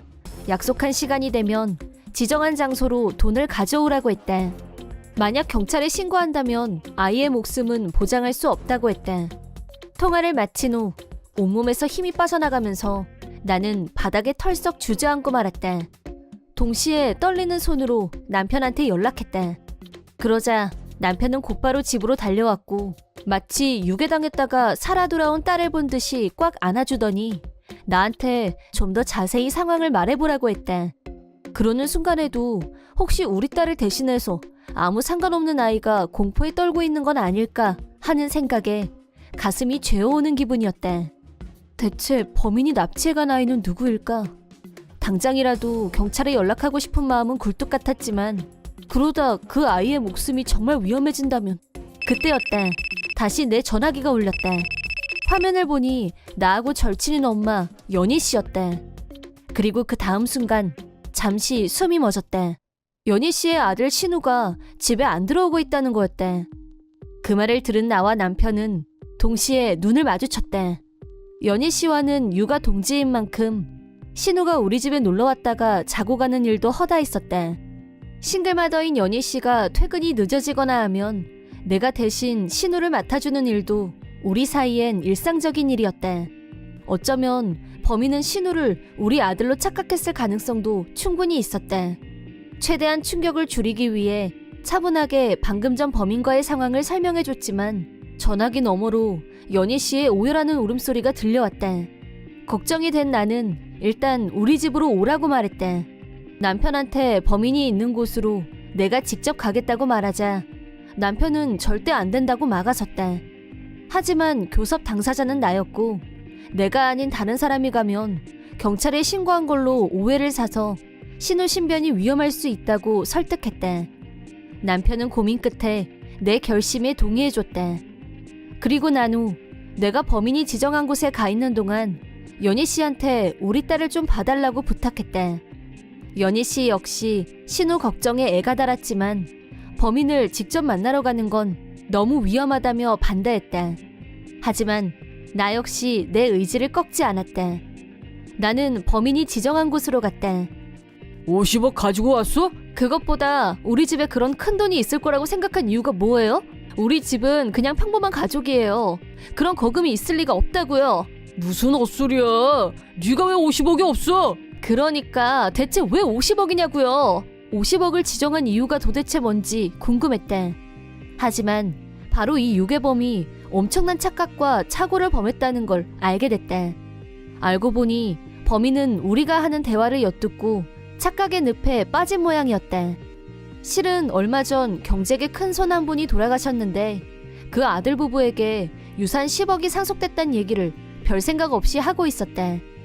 그날도 나는 평소와 똑같이 딸아이와 신우를 데리고 공원에서 놀고 있었는데 그때 다른 엄마와 10억 있으면 아무거나 다 사도 되겠다 라며 웃고 있었는데 옆에 있던 딸아이가 그럼 내가 이 다음에 엄마한테 50억 선물할게. 라며 벌써 엄마를 위해주길래 너무 기특해서 어머 그럼 엄마는 50억 있으니까 사고 싶은 거 다 살 수 있겠다 라고 웃으며 농담을 했는데 범인은 내가 한 마지막 말만 들은 것 같았다. 그러니까 있으면서 없다고 하면 네 자식 목숨은 없는 거야. 라고 하더니 안쪽에서 신우를 데리고 나왔다. 신우야 너 괜찮아? 어디 다친 데는 없어? 어머, 미나 아줌마, 난 괜찮아. 그러자 범인이 뭐? 미나 아줌마? 그럼 이 여자가 니네 엄마가 아니야? 우리 엄마 아니야. 저 아줌마는 미나 엄마야. 맞아요. 난 엄마가 아니에요. 그러니까 그 애를 당장 풀어줘요. 안 돼. 어쨌든 니네 둘이 잘 아는 사이인 것 같은데 눈앞에서 모른 척하지는 못하겠지. 당장 내놔. 제 얘기 좀 들어보세요. 그때 그쪽이 들은 말은 그저 애들하고 가볍게 주고받은 얘기에 불과하다고요. 난 그냥 일반 가정주부고 50억이라니 그런 돈은 본 적도 없어요. 무슨 말을 해도 범인은 내 말을 들으려고 하지 않았다. 그때였다. 신우가 갑자기 범인의 손을 꽉 깨물었다. 순간 비명을 지르며 범인이 손을 놓은 사이 신우는 범인한테서 도망쳐서 나한테 달려왔다. 나는 죽을 힘을 다해 신우의 손을 잡고 도망쳤지만 열받은 범인 역시 미친 듯이 우리를 쫓아왔다. 순간적으로 먼저 도망치라고 소리치고 신우를 어린아이만 들어갈 수 있는 좁은 통로로 들여보낸 후 밖으로 빠져나가게 했다. 내가 혼자 남게 되자 범인은 아까보다 더 광분했다. 이제 끝이라는 생각이 든 순간 어떤 사람들이 나타나서 범인을 제압했다. 이거 뭐야? 순식간에 우람한 남자들이 범인을 사방에서 애웠었다. 범인은 니들 뭐야? 라며 반항했지만 다시 보니 남편과 남편이 데리고 온 친구들이었다. 과거 남편은 격투기 선수였고 은퇴한 동료들이 주변에 여러 명 있었대. 그 친구들이 남편을 돕기 위해 달려와 준 거였대. 잠시 후 경찰도 출동해서 범인은 그 자리에서 체포됐대. 무사히 돌아온 신우는 다친 곳은 없는지 멍든 곳은 없는지 신체 검사를 받은 후 다시 엄마 품으로 돌아갔다. 연희 씨는 마치 죽었다 살아 돌아온 아들을 본 것처럼 와락 품에 안았대. 연희 씨, 신우가 나 때문에 납치까지 당하고 정말 너무 미안해요. 아니에요. 이렇게 무사히 돌아온 건 모두 강희 씨의 판단력 그리고 남편분의 용기 덕분이에요. 그 후 범인은 금전을 목적으로 어린아이를 유괴하고 협박한 죄로 실형 판결을 받게 됐다. 범인은 조사를 받으면서 경찰에게 나는 죄가 없어. 애도 무사하고 그 여자가 돈이 있는 것처럼 굴어서 내가 유괴하게 만들었잖아. 이게 왜 내 잘못이라는 거야? 라면서 억울하다고 헛소리를 했다는데 잘못은 너무 명백하지 않나. 힘없고 약한 어린아이를 유괴했는데 아이의 목숨을 갖고 장난친 주제에. 물론 재판은 정상적이었고 범인의 궤변에 귀를 기울이는 사람은 없었다. 이번 사건은 범인의 오해와 착각에서 비롯됐고 자칫 아찔한 순간도 있었지만 신우가 무사히 돌아와줘서 너무나 감사하다. 연희 씨도 지적했지만 만약 내가 범인이 걸어온 첫 번째 전화에서 신우는 내 아들이 아니라고 말했다면 결과는 지금과 달라졌을 수도 있다고 본다. 신우가 범인 얼굴을 확실히 봤다는 것 때문에 증거인멸을 위해 무슨 짓을 저질렀을지도 모르는 일이다. 그래서 이렇게 무사히 돌아왔다는 게 기적처럼 느껴진다. 또 남편과 그 친구들한테도 뜨겁게 감사한다. 범인이 혼자인지 아니면 그룹인지 알 수가 없어서 친구들을 불러 모았다고 했다. 범인이 내가 한 말을 잘못 이해하고 벌인 최악의 사태였지만 우리들의 찰떡 연대 플레이가 신우를 구해냈다고 생각한다. 다행히 신우는 심리적으로 불안해하는 모습도 없고 평소처럼 우리 딸하고 사이좋게 잘 놀아서 마음이 놓인다. 앞으로는 제발 2번 다시 이런 일이 일어나지 않기를. 나도 부모로서 몇 배 더 조심하리라 다짐해